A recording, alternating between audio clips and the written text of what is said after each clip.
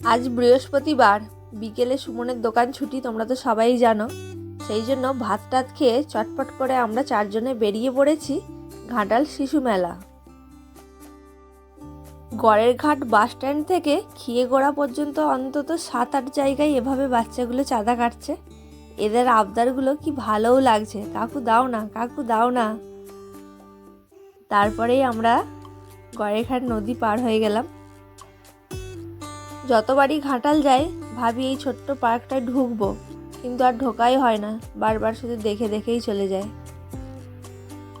এই যে আমরা পৌঁছে গেছি আমাদের ব্যস্ত ভিড় শহর ঘাটালে। এই নিয়ে আমার ঘাটাল শিশু মেলার দ্বিতীয়বার ঘোরা হচ্ছে। বিয়ের আগে সুমনের সাথেই একবার এসেছিলাম, আর বিয়ের পরে সুমনের সাথেই। দেখো সূর্যটা কত সুন্দর লাগছে। ঘাটাল কলেজ ছাড়িয়ে গেছে এই বিশাল বড় নাগরদোলনা। পার্কিংয়ে এত ভিড়, আমরা তো একটু ফাঁকা জায়গাই পাচ্ছি না গাড়ি রাখবার জন্য। আর দেখো রাস্তারই দুধারে এত ভিড়, এত মেলা দোকানদানি বসেছে, তাহলে মাঠে ঢুকলে কি হবে বুঝতে পারছো? এই যে নাগরদোলনা, আর এটাই কি বলে আমি ঠিক জানি না। এই লাইটগুলো কত সুন্দর লাগছে, বেশ ছোট্ট ছোট্ট। আমরা 1 নম্বর গেট দিয়ে ঢুকেছি, তাই প্রথম দিকেই এইগুলোই আছে।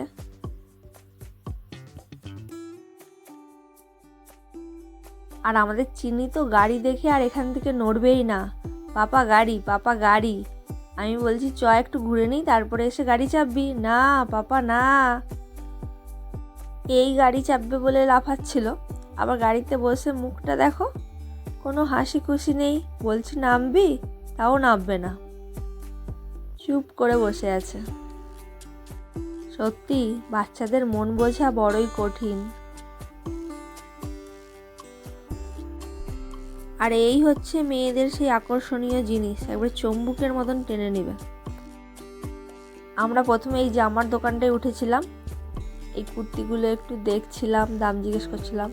আর সুমন এখানে এসে গেছে জানলার গেটের কভার কিনতে। আর আমার মেয়ে দেখো গরম লেগে গেছে, ওকে সোয়েটার খুলে আর এই যে বায়না করছে ছাতা কিনবে বলে। আর পাপা তো তার সোনা মা বলার অপেক্ষায় কিনেও দিয়েছে।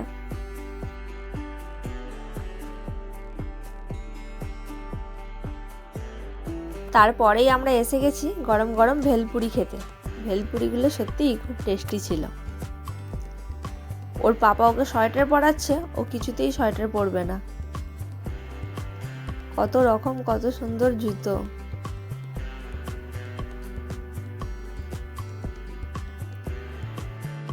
প্রথমবার যখন এসেছিলাম তখন এসেছিলাম এই 11টা-12টার দিকে, আর এবারে আসতে আমাদের বেজে গেছে 4:30-5টা। এখানটাতে স্টেজ, এখানে প্রোগ্রাম হচ্ছে। এই সামনের দিকটা ভিড়ও হয়েছে খুব। মেলাটা এতই বড়, মানে মনে হচ্ছে আমরা 4 ভাগের 1 ভাগই ঘুরতে পারলাম। দেখো রাস্তার এপার থেকেও নাগরদোলনাটা কত সুন্দর আর কত বড় লাগছে। মেলা থেকে আমরা একটু তাড়াতাড়ি বেরিয়ে পড়লাম, কারণ এবারে আমরা যাব বং পিজাতে। এবার ওখানে যাব কোনো না কোনো কারণে, ঠিক দেরি হয়ে যাবে। এই এসে গেছি আমরা ঘাটাল বং পিজা। আর এদের দুজনকে দেখো যেন অফিসের মিটিংয়ে এসেছে, দুজনে হ্যান্ডশেক করছে, গল্প করছে। আর এখানে মেনু কার্ড দেখছে আবার, পাকা বুড়ি একটা। ছোট ছোট চেয়ারগুলো দেখেছে, ও ওখানেই বসবে। ওকে বলছি চেয়ার টেবিলে বসবে, চ ওখানটাতেই বসবে। এই বং পিজা আজ আমাদের ফার্স্ট টাইম না, আমরা এর আগেও অনেকবার এসেছি। আমাদেরকে এখানে মানে জায়গাটা খুবই ভালো লাগে।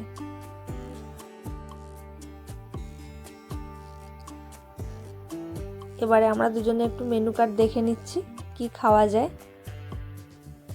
আর আমার মেয়ে দেখো, মা ওটা ওটা, ও মানে নাম তো পড়তে পারছে না, ছবি দেখেই বলে দিচ্ছে ওটা ওটা।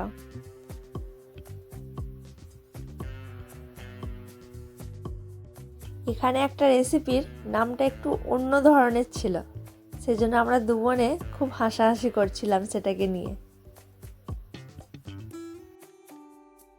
আর আমার মেয়েকে দেখো বসে বসে কার্টুন দেখছে আর সস খাচ্ছে। সসটা খাচ্ছে আর আমাকে দেখাচ্ছে, মা সস সস।